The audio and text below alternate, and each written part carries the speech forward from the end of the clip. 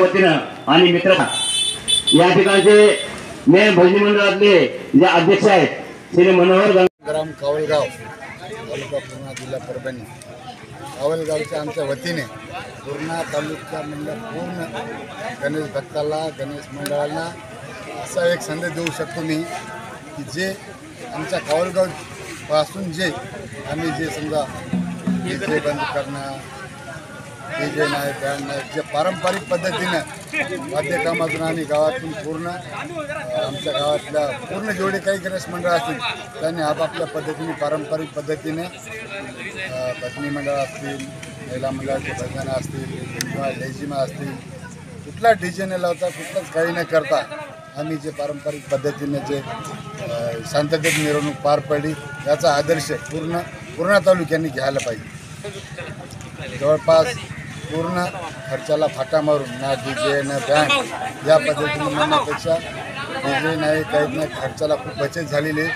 तेच जर पैसे उरलेले आपण सार्वजनिक कामामध्ये लावले तर भविष्यामध्ये चांगला फायदा। काय आवाहन करणार लोकांना? तर याच्यानंतर या डीजेमुळे बरेचसे लोकांना अटॅकचे प्रमाण वाढलेले आहे, तर त्या आवाजामुळे याच्यामुळे छातीमध्ये दगदग होण्याचा बरेचसे प्रकार। मागच्या वेळेस आमच्या इथल्या गणेश मंडळाने डीजे लावला होता तर आमच्या इथल्या कापड दुकानाचे पूर्ण असे ते काचं फुटून गेले होते। त्यामुळे आम्ही यावेळेस असा पूर्ण गावकऱ्यांना आम्ही निर्णय केला की यावेळेस डीजे पुन्हाच लावायचे। त्याच्यानंतर भविष्यामध्ये साध्या पद्धतीने सर्वांनी अशा पद्धतीने